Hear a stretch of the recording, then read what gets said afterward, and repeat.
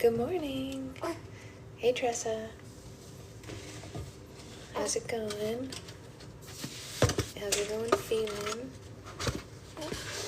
Today we are 1 month old. We are 1 month old today. Can you believe it? You are 1 month old.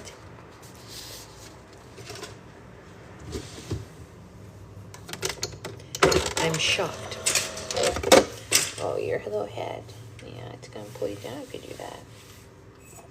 Good morning, Isabella. How are you feeling?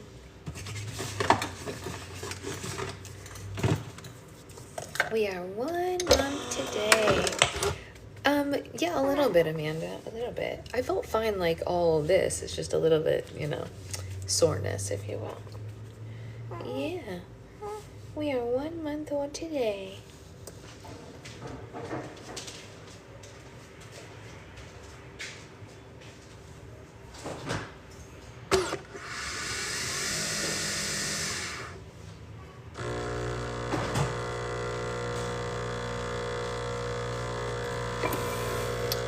I know, can you believe it? I'm literally in shock that she's already a month old. It's baffling to my mind how it went so fast. You're a little hopeless physically, alright? Oh no, don't be hopeless, honey. I'm glad that you're feeling better physically, though.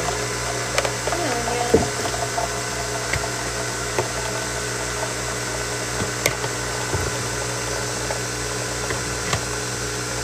Be near me.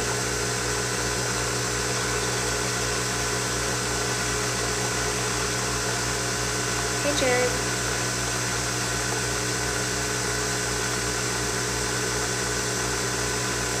Mommy needs coffee, mommy needs coffee, mommy needs coffee, yes she does. That was my coffee song for the morning. You got to see a whole bunch of doggos today. Oh, that's fun. Hey, Freya.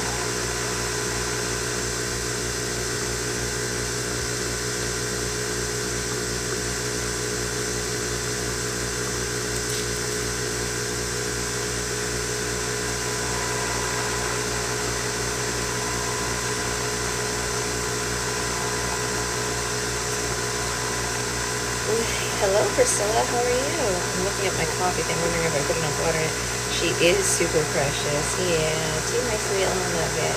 1 month old. Somebody's 1 month old. Who is it? Who could it be? Who could it be?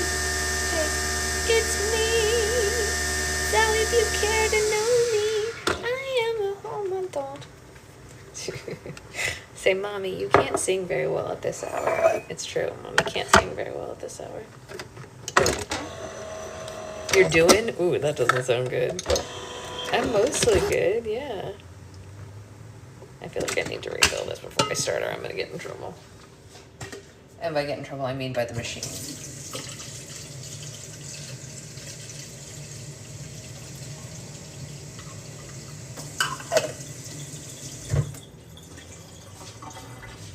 Hey, Naisa. Alright, there we go. Autumn is sleeping in your lap too. Aw, hi, sweet baby. She was once upon a time our newest member, and now she's a big girl. Hey, Roxy.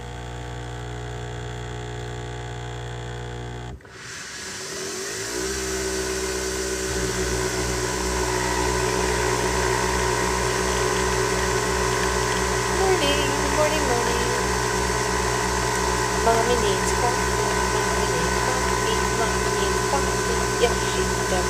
Mommy needs coffee. All the snuggles, that's right. We're snuggle buggling today. Are we snuggle buggling? Are you a snuggle bug? I think you are. Yeah. There we go.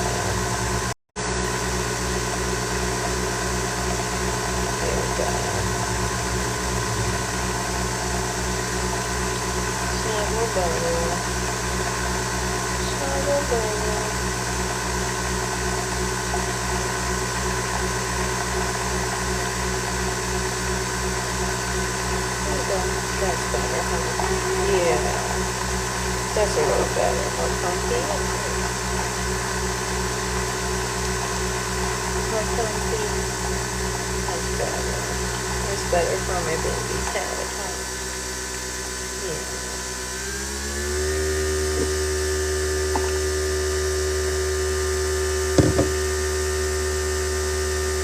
How are your little babies? Are your little babies good? Your little seat good? Okay.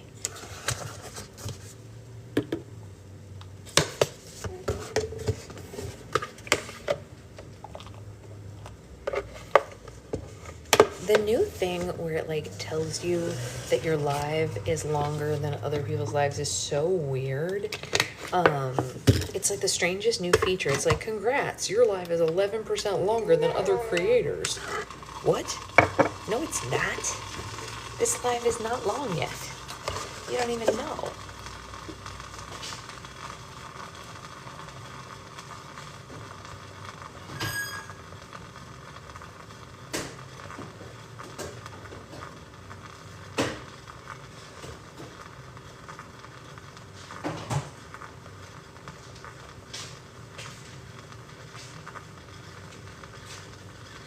Very strange.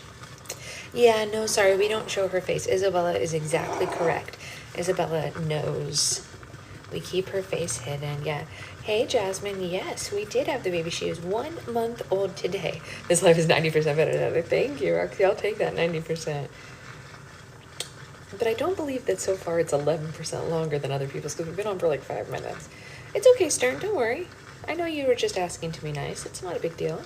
We're not offended. No stress. No stress. No stress. No, no, no. I don't know if any of you saw the post, but since we're since we're definitely going to end this book this week, I downloaded the next Princess Diaries as like a palate cleanser between books because we have some more books like this coming up. Time does fly. You had 3 months. Oh, that's so exciting. So our next book is going to be the next Princess Diaries, which I think is book 4 or 5, I can't remember, and then we'll go back to more things like this, and maybe we'll throw a memoir in there, etc.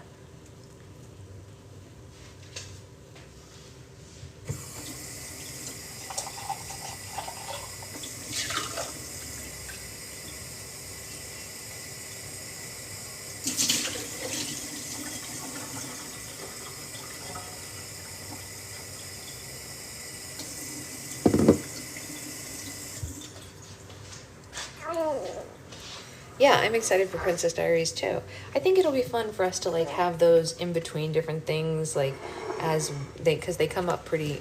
Sorry, I don't know why I covered the camera with my thumb like that. That was weird. They come up pretty frequently at the library, so I can just grab them, you know, in between other stuff that we read.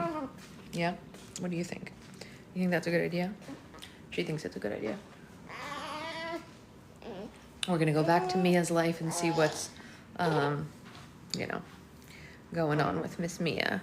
Okay, Mommy's sitting down slowly. Give Mommy 1 second to get this on the tripod. There we go. There we go. We're on the tripod. Let's move us out of this way so I don't kick it. Very good. Okay. Now Mommy is gonna try to reposition herself. There we go. Okay, that's better.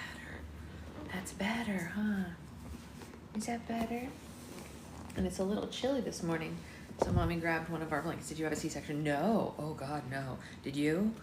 Oh my God, that was like my worst nightmare, Jasmine. Like thinking that I might have a C. I know that a lot of people have them and it's fine, but like, no.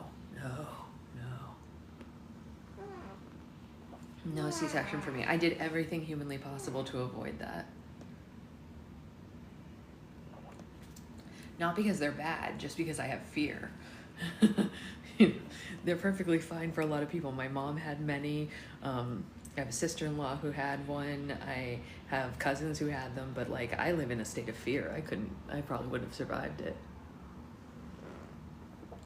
Only because like, oof, I have such bad reactions to anesthesia and stuff. I do feel a little bit better, but there is still some weird pain that I need to talk to my doctor about, actually. Yes, she's 1 month old today. Yes, she is. She is 1 month old. It's not that I wasn't feeling good. It's just that I'm having like a weird pain. Oh yeah, I had a very, I had 2 stitches, 2 little stitches. So it was like medium, Jasmine. If you know, you know. But yeah. Yes, we are 1 month old right today. Yeah. It's weird though because this is a short month. So even though you're 1 month old, it's less days than other 1 month babies.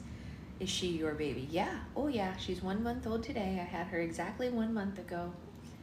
Yeah, this is my baby. Yes, yes, yes. It's my sweet angel. Can we read? What do you think? Yeah, okay. She said maybe. Boston is saying hi to the baby. Oh, that's so cute. Okay, today we are reading chapter 37. Yes, yes, yes. 3 stitches with Helen and 1 with Autumn. 1 is better than 3, I'll tell you that much. They told me that I probably could have just had 1, but they did 2 just to be safe. I need to stop playing with robot babies. You know, I'm so sorry, Sloth. I have bad habits that I need to break, and that's one of them, and I would like it if you could be kind to me about my bad habits. What if I like robot babies? You don't know. Okay, I'm going to stop being ridiculous, and I'm going to rock my robot baby and read chapter 37 to all of us. Let's see what happens. So if anyone is behind on any of our chapters, quick recap. I think that the witches, the ladies, the Eastwood sisters and their sisters extended, are going to try to create a witch hunt against Gideon Hill. So they're flipping it on its head, right? Witch hunts usually are after the witches. We know Gideon is a witch in his own way, but he's like, you know, are you a good witch or a bad witch? Gideon, bad witch. The Eastwood sisters, good witch. So I think they're gonna try to burn him at the stake. I think that's what's gonna happen. I don't know for sure, but we're gonna find out here together. That's my suspicion. She had a full head of hair. Mine came out. Yeah, she was born with the full head of hair. It's already grown a lot though because it didn't used to be like messed up like this. You can see how I can like mess it up now. It's long enough that I can pick it up and move it around, which is pretty funny. It used to just be like against her head, but it's getting long over. If you ever see the back of her onesie collars, her hair reaches down over the onesie collar now, which is pretty cute. Her grandparents noted that the other day. It's pretty funny. All right, here we go. Now I lay thee down to sleep, I pray the Lord your soul to keep. A spell for sleep requiring crushed lavender and a whisper. Okay. If it was one of Mama Mag's stories, James Juniper thinks that it would go something like this. Once upon a time, there were 3 sisters. They were born in a forgotten kingdom that smelled of honeysuckle and mud. There were where the big sandy ran wild and the sycamores shone white as knuckle bones on the banks. The sisters had no mother and no good father, but they had each other, and it might have been enough. But the sisters were banished from their kingdom, broken and scattered.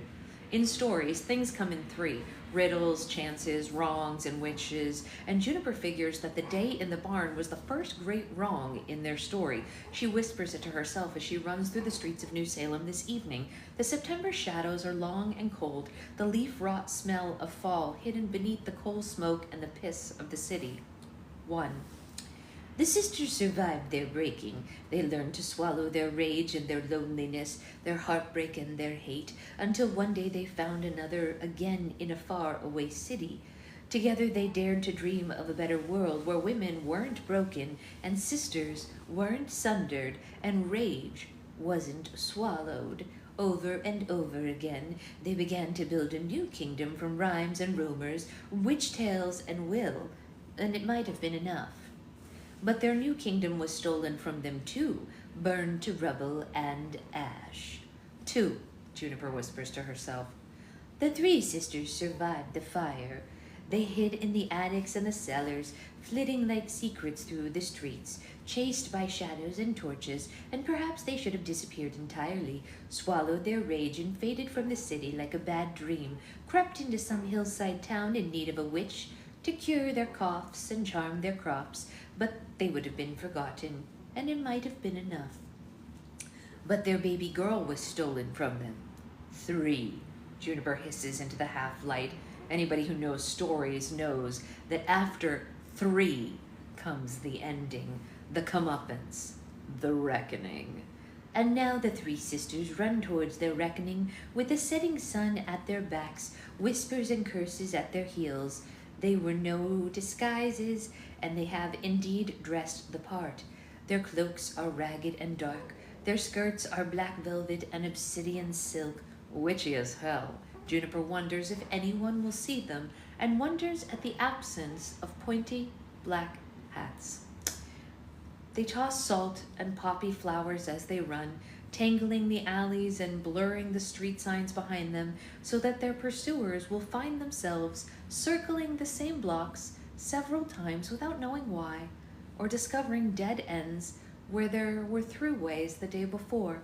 The sisters know that this won't save them, but they don't intend to be saved. It seems to Juniper that the city itself does its best to help them. The branches of the linden trees duck low behind them, the roots and leaves, the sidewalk humped, treacherous in their wake. Crows watch them with 2 bright eyes, swooping in front of the trolleys and passers-by at just the right moment to distract them as 3 witches run past. Juniper thinks that it might be her imagination, or the spirit of the last 3, or perhaps the red heart of witching itself helping them, whispering at their heels. Yes, yes, yes, she hears. The 3 of them converge on the bridge, cross the thorn, and step into St. George Square together. It's empty in the deepening dusk, except for the soft burbling of the pigeons and the whisper of the September wind. They walk to the precise center of the square where St. George of Hyle himself once stood. There's nothing there now but marble plinth, quite empty. Juniper scrambles atop it and reaches down for her sister's hands. Her vision doubles as they look back at her so that she sees her sister, but also sees 2 strangers who have stepped out of a winter night's witch tale. One of them is wise and weary, with her red-eyed owl perched on her shoulder like a demon escaped from hell. Her hair straggles loose from its bun, and her cloak pools like ink around her feet. A broken glass ring glints on one finger. She doesn't look like a librarian anymore. One of them is strong and seething, with her osprey on her arm and death in her eyes. Her braid flows over velvet on one shoulder. Her dress is stitched together in a dozen shades of funeral black. She doesn't look like a mill girl anymore. And Juniper herself, wild and wicked, her hair swings ragged just above her shoulder, her arms bare and white, a silver scar climbing her left leg, another one wraps around her throat, newly healed from the 2 fires that she's survived so far. She wonders distantly what the 3rd one will cost her. She wishes she had a familiar. She wishes she were back home, wading through the cudweed and the nettles around Mama Mags's hut. She wishes Mr. Gideon Hill would choke on a chicken bone and save the world all the trouble. She smiles instead, looking between her sisters. All right, you ready? But she doesn't need to ask. She can feel their wills burning through the binding between them, their hearts racing in perfect synchronicity, their throats full of the same words. Thank you, Agnes says softly. They work 2 spells that evening. The first smells of lavender, the midnight dreaming. They pour their wills into it, their skin feverish, their lips chanting, "Now I lay thee down to sleep." And Juniper feels the spell pool and rise like deep water around them. The square grows eerily silent as every rat and roach and scuttling creature falls into an unnatural sleep.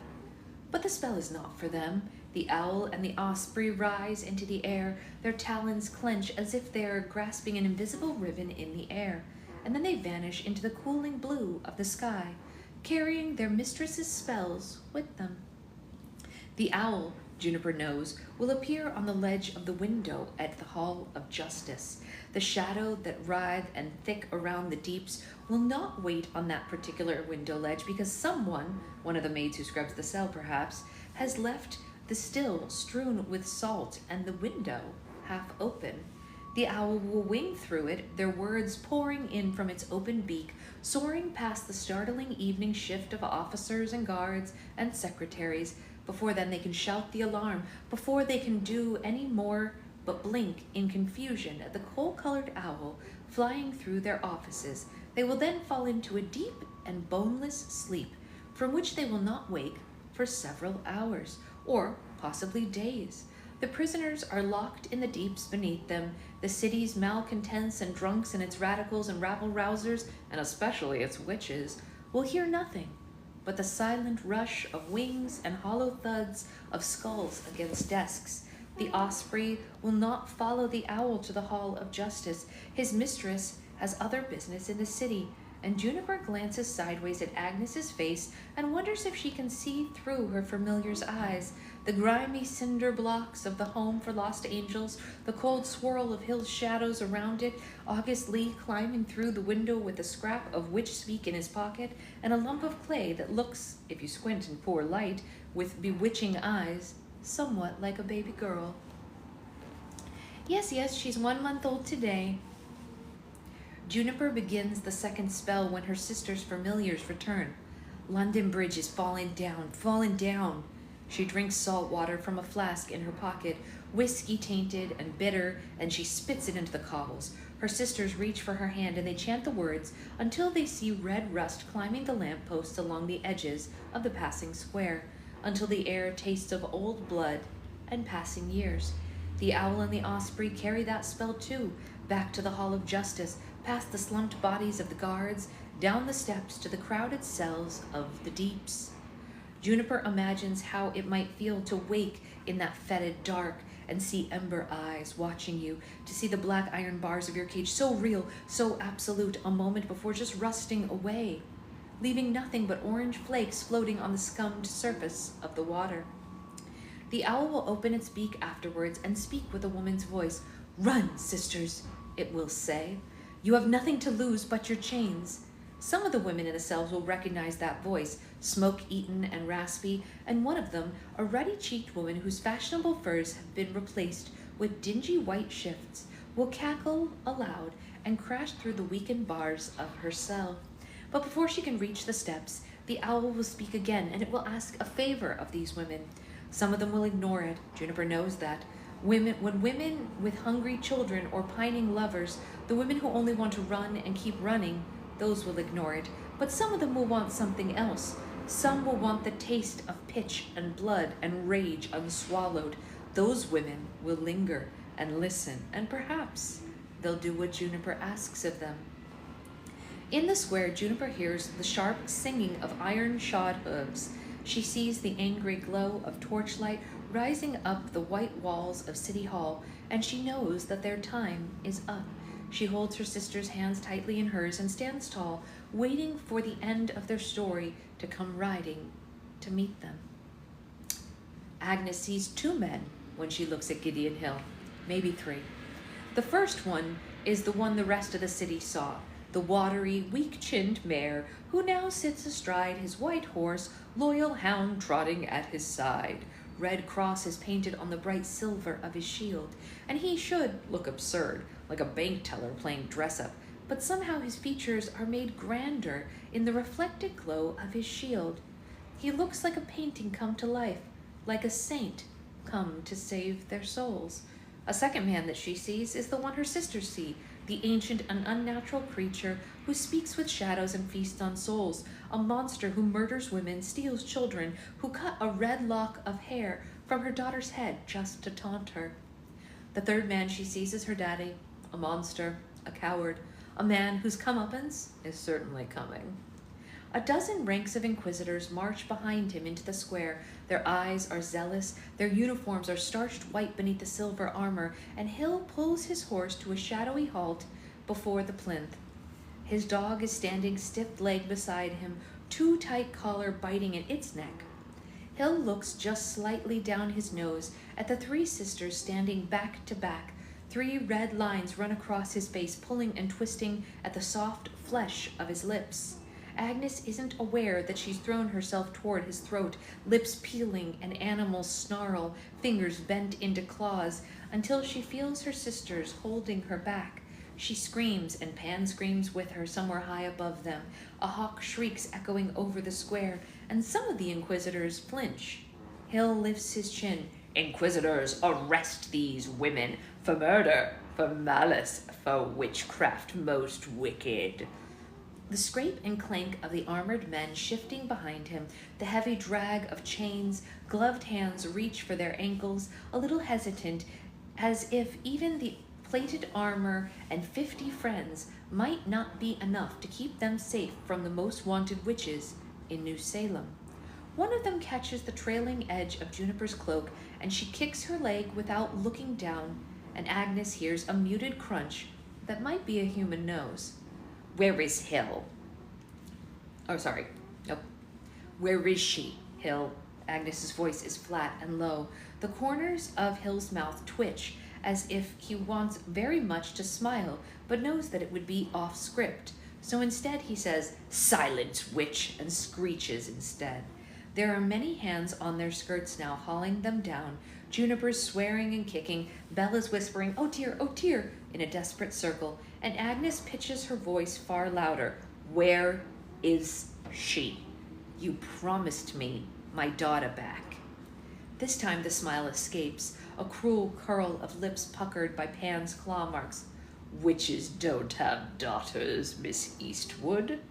Agnes isn't surprised, no, not really. She knows powerful men only keep their promises when they have to, and they never have to. But she's surprised how angry it makes her to be told she has no daughter, when her belly is still slack and empty from carrying her, when her breasts still ache with the certainty of motherhood. She's surprised, too, by the sound she makes, a keeling howl. Juniper flings herself down onto the Inquisitor's, fists bruising against armor, and Agnes lunges for Hill a second time. Hands intercept her, tangling in her cloak and skirts, dragging her to the cobbles, and Pan's claw screech against the helmets and shields, and men's voices swear. And beside her, Bella's chant has escalated to oh hell, interspersed with the hisses of spells. Several Inquisitors collapse, bee-stung, or sleeping, or clawing at their own sewn-shut mouths. But there are so many of them, and so few Eastwoods, and soon Agnes is kneeling beside her sisters with a mailed fist snarled in her braid and iron cuffs around her wrists. Collars creak and snap around their throats, frost cold, and Agnes feels the great red heartbeat of magic go gray and distant. Pan and Strix then vanish. The lines that lead to Juniper and Bella go slack, replaced by the heavy pull of chains leading from collar to collar, and Agnes hears the ragged pant of Juniper's breath, feeling the shiver in her chains and wishing she could hold her hand instead. Hill dismounts in a fluid sweep. His shield reflects the last yellowed edge of the dying day. His face is stern like the Old Testament God descending from heaven to visit some calamity on sinning mortals. But Agnes sees the strut in his stride. Behind him, his dog licks her teeth nervously, not looking at them. Agnes closes her eyes. Please, sir. She begs him because he expects her to beg, because men are stupid when they think they've won, because begging might work. Please. He doesn't even bother to answer her, but he merely turns his back to the 3 witches and speaks to his men instead. Bind their tongues that they may not work their devilry, and follow me. He doesn't watch as his Inquisitors approach the sisters with jangling metal bridles, as thumbs bruise their jaws and force their mouths open, as Juniper curses and spits until she's silenced by the bit between her teeth. The cage locks around Agnes's skull, the bit pressing into her mouth like a metal tongue. Hill doesn't watch as they're half dragged, half marched down 3rd Street to the Hall of Justice, as the evening crowd swells around them and rumors swoop like cruel-beaked birds through the air. Well, I heard they put half the city into an enchanted sleep. No, I heard that Mr. Hill banished the devil himself from the square. Why not burn them now, before their master returns? The crowds murmur, and it turns to mockery and then malice. They throw spoiled fruit and insults at first, and then bottles and stones. And Juniper swears around her bridle, and Bella clenches her hand tight around the battered brass ring. And still, Hill does not look back. If he had, he might have seen the promise seething in Agnes's eyes. "That's the last time you'll ever hear me beg, you bastard." The three sisters are not locked in a seeping dark of the deeps, as Mr. Hill had intended, because upon arriving at the Hall of Justice, they found no single piece of iron or steel unrusted. The bars of the cells stood like rows of snapped teeth. Doors hung at mad angles from rotten hinges. Rings of keys were nothing but circles of red and orange rust on the floor. Instead, the inquisitors locked the sisters on the highest floors, generally reserved for the drunk sons of the city council members or perhaps businessmen whose lawyers were sure to raise a fuss about the unsanitary conditions below. The cells are dark and dry, clean swept, with chamber pots and barred windows that divide the moonlight into clean silver strips. Agnes lets the moon touch the bruised flesh of her face with cool fingers. It trails over the ugly iron of her witch's bridle and collar, down the bare white of her shift. She misses the weight of her cloak and her skirts. She misses her sisters locked in their separate cells, but mostly she feels nothing at all. Mags used to tell a story about a witch who cut out her own heart and buried it deep, and Agnes knows precisely how that woman must have felt, walking around with nothing in her chest but an absence. The moonlight vanishes, replaced by scorched black wings, and Agnes opens her eyes to see Pan perched on the narrow window ledge. He looks somehow translucent, barely there, as if she isn't really seeing him at all, but merely a reflection in a smudged and dim mirror. The collar burns dully against her throat, a rising warning. Agnes crawls as close to him as she can before her chain draws short, and Pan opens his beak, and a voice issues from it in a faint echo. "I have her. She's safe." A man's voice, low and steady, that tugs at the absent place in her chest. Pan wisps into smoke and vapor. Her collar cools, and the moonlight shines clear once more, and Agnes collapses on dry stone, trembling with relief and exhaustion and wild laughter, because she knows the same thing the heartless witch knew. Without your heart, they cannot hurt you. Dang. Dang. I need a sip of coffee, but then we're going to read chapter 38. Yes, we are. Yes, we are. I know. I know. So it sounds like August has Eve, which is great news for us. Yeah, it's good news. They found the baby. She's not kidnapped anymore. She's rescued. We love a rescued baby, don't we, honey? Yeah. Yeah. Okay. Chapter 38. Roses are red, violets are blue. The devil will pay, and so will you. A spell for vengeance requiring thorns and blood.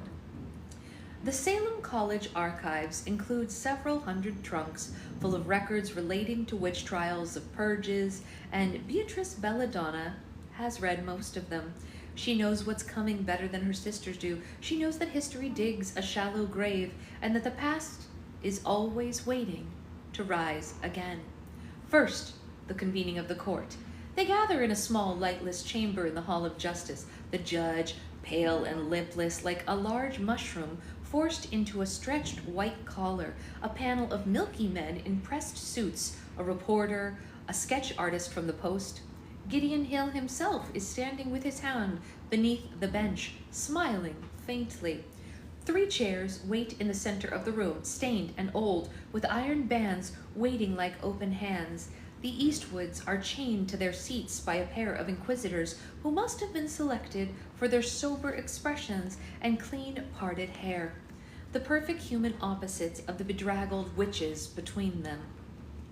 Already, Bella can hear the excited scritching of the artist's pen, the cartoon that will run in the Post for weeks. 3 women, bound and bowed, their limbs are bare and indecent. Their hair is poking at wild angles through their bridles, and most people will unfold their paper and tisk-tisk their tongues at the sight of such wicked witches. A few of them, though, will see the fury in their eyes blazing through the callous caricature, and they'll suspect that behind every witch is a woman who's been wronged.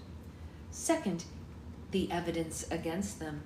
Gideon begins this sanctimonious little speech about sin and sedition and the propensity of evil to flourish where good men do nothing against them. And then comes the parade of witnesses, ranging from purely fanciful, a red-nosed barkeep who claims to have seen Agnes cavorting in a most unseemly manner with a fork-tongued gentleman, and then a housewife who supposedly seduced by Bella's foul glamours into visiting a house of prostitution at the South End, too uncomfortably plausible. There's a series of disgruntled fair-goers who saw Juniper's hat trick, a handful of doctors from St. Charity's Hospital, one of whom watches Juniper with anxious expression, rubbing a pink scar on his forehead, and a paper boy who claims to have seen Bella riding a broomstick while kissing a colored woman. Which is, well, at least half true. And then there's a handsome, earnest man named Floyd something who testified that Agnes is a seductress and a snake, and that the infant taken into custody might belong to half the gentlemen in New Salem for all he knows. He looks at Agnes as he says this with a kind of bruised, vicious, meaningless manner. Agnes looks mildly back at him, unmoved, maybe even bored. Madame Zena Card limps to the stand next, looking thin and hollow. Yes, she says, Agnes Amaranth did seek her services as an abortionist. Yes, she repents her own part in such wickedness. Miss Munley from the Salem College Library testifies that Bella abused her position to gain knowledge of the occult, and notes that all such materials have been submitted to the mayor's office for destruction. More book burning, you guys. Bella waits to feel the numbness of betrayal, but all she feels is sorry and sad and weary. Miss Grace Wiggins is the final witness. You spoke to one of these women on the night of the solstice, is that correct? Yes, sir. And what did you speak about? She asked me if I would join them in the dark purposes. Wiggins looks up at Hill through her lashes, an eager child ready to please. He gives her a stern, bracing smile. And what purposes were those, my dear? Be strong now. Do tell us. Grace brushes a lace handkerchief across her forehead. To end the rule of man, she answers tremulously. To bring about a second plague. The courtroom dissolves into gasps and whispers, but Hill smiles. The city thanks you for your bravery, Miss Wiggin. There's no cross-examination, no defense. This is a witch trial, after all, and witches have even fewer rights than women. Bella can do nothing but sweat and stand on aching legs, listening to her own damnation with the taste of iron on her tongue. Third comes the confession. Bella doesn't know why Hill even bothers, really. Whether they repent or plead innocent or keep silent, they'll burn just the same. She supposes it's merely the proper end of the story that he's been telling. An inquisitor fiddles with the clasp of their bridles, the masks fall away, and Bella retches as the metal tongue slides from her mouth. Ugh. Then Gideon Hill asks them a series of questions. Will they repent before God? Will they provide the names of their companions in sin? Will they spend their eternity in hell? I know, right? Crazy. At this, Juniper just laughs. She sounds like a rusted hinge creaking in the wind. She grins up at him through swollen lips and asks, yeah, ask for me when you get there, Hill. I'll be waiting in hell for you.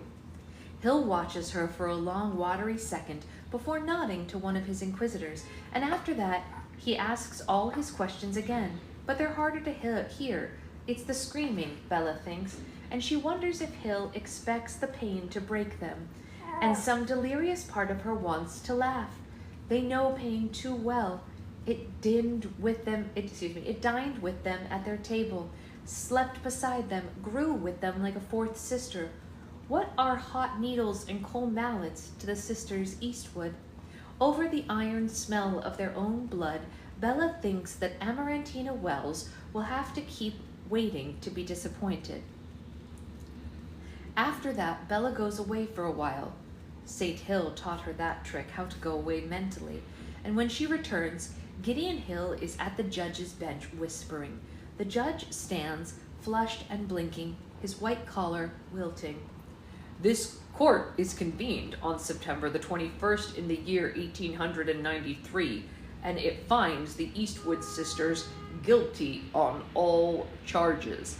He clacks his hammer once. They will burn at dusk tomorrow. Over the sudden noise, the murmurs, the hears, the curses of the officers now wrestling Juniper back into her iron mask, Bella hopes no one notices that Agnes is smiling. The first time Gideon Hill visited Juniper in her prison cell, she was reeling and wounded and stunned to meet with a witch in the deeps of New Salem. This time, she is the witch. This time, she's waiting for him. The moon has already risen, ripened by the time she hears the soft tap of her boots, the click of claws, the steps that pause outside her door. She thinks of the beast who came for the maidens in the night, of the knights who plucked princesses from their towers, like fruit from the branch. A hissed exhalation, a twist of shadow, and Gideon Hill and his dog are standing in her cell. He's not himself, she sees, or, well, maybe he's more of himself. His features are the same, but the muscles beneath them are arranged differently now. His shoulders are no longer stooped. His spine is no longer furrowed. Juniper looks at him through the iron bars, her bridle waiting. He flicks his hand, and a pair of 5-fingered shadows. What's wrong? Yeah. What's wrong? What is it? What's wrong? What's wrong? What's wrong, honey? Yeah. What is it? Tell Mama. Yeah. What's the matter, sweetheart? What's wrong? What's wrong? Do you need to be repositioned? Yeah. Yeah. That's all. That's all. You just needed to turn your head the other way, but you need to scooch back. I know. Yeah, you don't want your face right in it, huh? There you go. That's better. That's better. Okay. Deep breath. Deep breath. Yeah. What is it, sweet girl? What is it, sweet girl? Hi. Hi. What is it? Yeah. Yeah. Okay. Okay. Mommy will move this over here so you can come out. Yeah. You ready to come out? That's okay. That's okay. Yeah. You're ready to come out. That's okay. You can come out. Yeah. Yeah. I know you want to come out. I know. Yeah, that's okay. You can come out. You can come out. Okay. You want to lay down on Mommy's lap? Yeah. You can. There you go. There you go. Oh, sweet angel, don't cry. Don't cry. No crying. My sweet angel doesn't need to cry. No. No, no, no. Okay, are we going to keep reading? Yeah, you're happy here or no? What's wrong? Are we hungry? Are we hungry? That's okay. You can be hungry. Okay. Mommy will feed you. Yes, yes, yes. Are we a little hungry? Yeah, just a little hungry, huh? That's okay. You can be hungry. There you go. Okay, let's keep reading now that we're eating. Well, you gotta hold on to it. There you go. Okay, where were we? Let's keep going. Grumpy Gills. Why are you making grumpy sounds? Yeah. Juniper looks at him through the iron bars of her bridle, waiting. He flicks his hand. A pair of 5-fingered shadows peel lazily away from the window and inch towards Juniper, and she doesn't recoil when they slide over her bare ankles, crawl like hands up the thin cotton of her shift, and the collar flares hot beneath their touch, and her breath hitches in her throat. But the shadows pass on, coiling like snakes around her bridle. The bit slides from Juniper's mouth, and she rolls her jaw and listens to the wet pop of tendons and bones. Still paying house calls before sunrise, I see. Guess you can teach an old dog new tricks, can ya? Hill's eyes sharpen at the word old, searching her face for hidden messages or veiled threats. Keep him stupid, Agnes warns her. I'm not in the mood for a confession. Oh, sorry. I'm not in the mood for a confession, if that's what you came for. But Juniper knows that isn't what he came for. The sharpness leaves his features. He gives her a strange angled smile, almost wry. No, I thought not. May I sit? And Juniper makes a grand gesture to the bench opposite her, shackles clanking. She tries to keep her face scornful, but there's a tenseness in her stomach, a whisper of uncertainty, and she expects Gideon to gloat or sneer, or possibly to rave, to torment her like a cat with cornered prey. That's what her daddy did when he dragged them down to the cellar, drunk on his own power. But Gideon's face doesn't look much like her daddy's. It's watchful in the moonlight, hungry in some way that Juniper doesn't really understand. You must hate me, he observes. Juniper feels her eyebrows rise. You make it pretty damn easy to hate you. A soft laugh comes from the shadows. Yes, well, one does what one must to survive, and not all of it is pleasant. I thought you might understand that better than anyone. Juniper doesn't say anything now. She thinks of the slide of snake scales, the addled terror of her daddy's face at the very end. I was wondering, Miss Eastwood, if I might tell you a story and then ask you a question afterward. Juniper thinks about telling him precisely where he can shove his story. She thinks about showing him the swollen red places where the needles are buried deep and the blackening bruise along her knees and knuckles, and telling him that he's already asked enough damn questions. He seems to think that her answer is in her face, because he withdraws something from his breast pocket, a battered brass locket. Here, a trade, in good faith.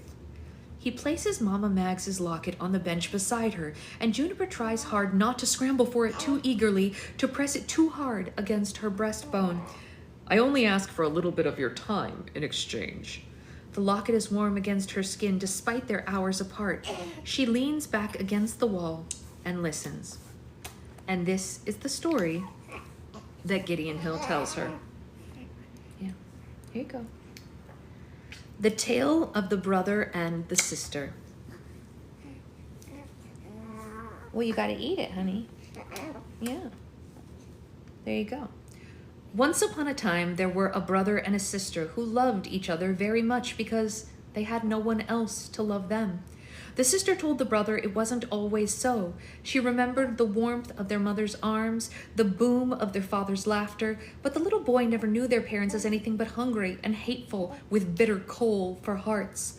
In time, they grew hungrier and more hateful, until one day their mother led them into the deepest dark of the woods, and she gave them a single loaf of bread, more sawdust than even wheat, and told them to wait for her return. They waited as the owls swooped and the badgers burrowed, as the woods turned from blue to black, and the tears froze on their cheeks, but their mother never came back. The little boy found that he too had a bitter coal burning in his heart. The boy and his sister wandered farther into the woods. They ate their meager loaf of bread and shared the last crumbs with a black raven who watched them from the trees. The raven gave them a long red stare and then led them along a winding path until they found a little house tucked beneath the roots of an ancient oak. Juniper thinks she knows this tale. In the version her sister told her, the house is made of gingerbread now. We'll see how he continues. The house was crooked and wild-looking, and so was the woman who lived in it. A witch, the boy whispered to his sister, but she didn't seem to mind. The witch sat them at her table and wrapped her fingers around their wrists. She tisked at the grate of their bones beneath the skin and fed them sweet meats. When they were both reeling and drunk with the fullness of their bellies, she told them that they could stay there if they liked. The boy's sister readily agreed. For the next 7 years, she studied with the witch in the woods and grew wilder and stranger until she was nearly a forest creature herself, until she seemed not to remember the mother and father who left them in the woods. The boy studied too, but he did not forget their mother or father, and always looked for the words and ways that would let him return to them. For that he required more than an old witch's books and rhymes. He needed spells that could break wills and command hearts, that could change the nature of a soul. And one winter's day the witch found the boy, who was no longer a boy, in a grove of rowan trees. The trees were full of starlings, but they were strangely silent, and none of them cast a shadow on the ground. The witch watched while the boy commanded them to sing, and then to fly, and then to hurl themselves into the frozen earth, their necks twisted and bent at wrong angles. The witch asked the boy to leave then, because she feared him and feared the cost of his ways. The boy agreed without complaint, not because she asked him, but because he had learned what he needed. He asked his sister to come with him, but she refused. She chose to remain in the woods without him, and he left with the coal burning in the bright of his chest. The boy, who was no longer a boy, returned to his village. He found his mother and father still living, less hungry now without 2 mouths to feed. His mother cried when she saw him. Before she could curse him as a ghost or banish him a second time, the boy stole her shadow and her will. Her eyes turned empty, far away, and she smiled as she held out her arms to him. "Welcome home, my son." The boy and his mother and father lived happily ever after, for a time.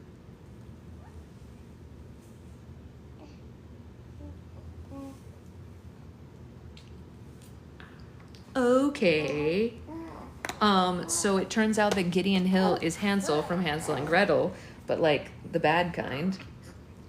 Crazy. This book gets crazier every chapter. Absolutely insane. Fantastic. What a fantastic book. We are at 87%, so we will certainly probably be finished like maybe Thursday. Maybe even, I don't know, maybe we'll finish tomorrow, who knows? Yeah, was that yum yums? Was that your yum yums? Did you have some yummies? Crazier every single second. I completely agree. It's freaking wild up in here with this book. This book just makes me even more excited for that other book that we're gonna read. The one that's like slightly the horror book with like the 70s theme or whatever. I know. That was yum yums, huh? Why cry? Why cry? Why cry? We're 1 month old. We don't cry anymore. But certainly we use words now. We're 1 month old. We're old enough to use words and ways. Habba dabba dabba dabba. All right, she probably wants to eat some more, and then we'll need a diaper change, and we gotta have breakfast. And today we're gonna make slime, huh? Yes. Daddy goes back to work today, and Mommy's gonna make slime. Yes, she is. I'll probably be on to make slime somewhere around 4 or 5-ish, unless I decide to. That's when he doesn't have any more meetings, so he can hold her. But maybe if she's doing well strapped to me, maybe I'll just make slime with her strapped to me, and we'll do slime that way. I don't know. But it's gonna be good either way. Yes, we have a busy day. We're not fully 100% back to work, but I will be making grab bags and slime of the month slime so that those can get mailed out this week or next week or whatever. I don't know what day it is. I want to start mailing stuff out by the 1st. So that's what we're doing. Yes, kick those little leggies. Everyone wants to see your leggies. Go ahead. These are the legs that Mommy complained were kicking her all the time. Toes, toes, toes. Uh-huh. Tell me more about being 1 month old. What do you want to tell them what it's like to be 1 month old? Tell everybody what it's like. Bless you. What's it like to be 1 month? A big stretch. It's big stretch to be 1 month. Yeah. Okay, say bye everybody. We'll see you for slime time. She's holding up one little finger like this, but you can't see it because her hand's too low. Uh-huh. Yeah. Okay, we'll see you at slime time. Good stretches. Say we'll see you later for slimes. She went. Okay, bye guys. I'll see you for slime. Oh, that's funny.